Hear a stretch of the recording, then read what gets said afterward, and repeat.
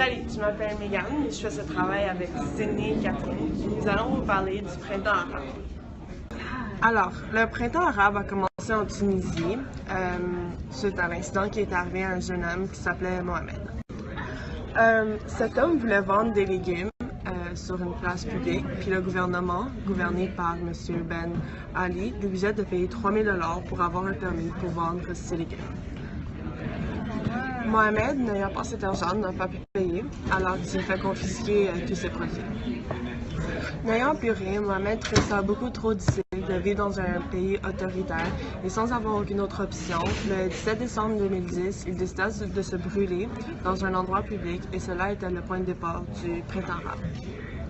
Lors du printemps arabe, plusieurs événements marquants ont eu lieu. Comme l'a mentionné ma collègue, c'est le 17 décembre 2010 que tout commence en Tunisie avec l'immolation de Mohamed Bouazizi, c'est-à-dire qu'il se met en feu afin de protester. Le 14 janvier 2011, le président de la Tunisie, Zine El Abidine Ben Ali, quitte son pays pour aller en Arabie Saoudite afin d'échapper à son peuple. Le 17 janvier, quelqu'un s'immole au Caire en Égypte.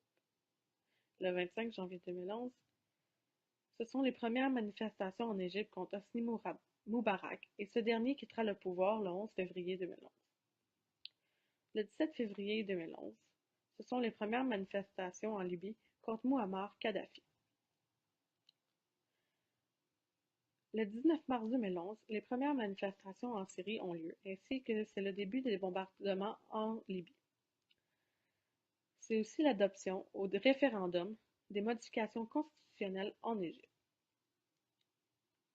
Le 29 mars 2011, en Syrie, le président Bachar al-Assad promet des changements au gouvernement. Le 12 avril 2011, Ben Ali est accusé de meurtre au premier degré, donc un meurtre qui fut planifié. Le 20 juin 2011, c'est la première condamnation de Ben Ali. Il écopera de 5 ans de prison pour des délits de torture. Le 29 juillet 2011, des officiers de l'armée syrienne créent l'armée syrienne libre. Le 3 août 2011, c'est l'ouverture du procès contre Moubarak et ses fils. Finalement, le 20 octobre 2011, Mouammar Kadhafi est assassiné en Libye. En conséquence du printemps arabe, le gouvernement de chaque pays a réagi d'une différente manière. En Égypte, à cause des manifestations menées par son peuple, le dirigeant Moubarak est chassé du pouvoir, donc il est exilé. Ceci a mené à un changement de régime et de dirigeant. Par contre, récemment, il y a des tensions qui augmentent en Égypte. En Tunisie, il y a eu un ressort similaire à l'Égypte, donc un changement de régime suite à l'exil de l'ancien dirigeant. En Libye, les manifestations ont mené à une guerre civile. Une guerre civile est lorsqu'il y a un conflit armé à l'intérieur d'un pays suite à des tensions entre la population.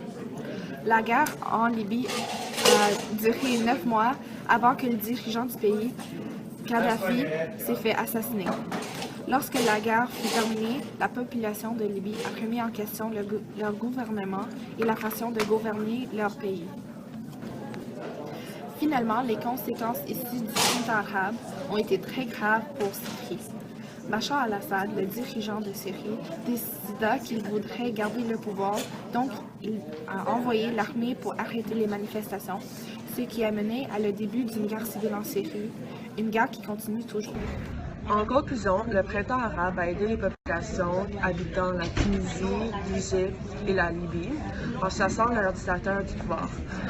Malgré ça, il y a certaines populations comme l'Égypte qui tentent encore de trouver une stabilité gouvernementale et économique. Cependant, la Syrie est encore dans une période critique et fait malheureusement encore partie d'une guerre civile.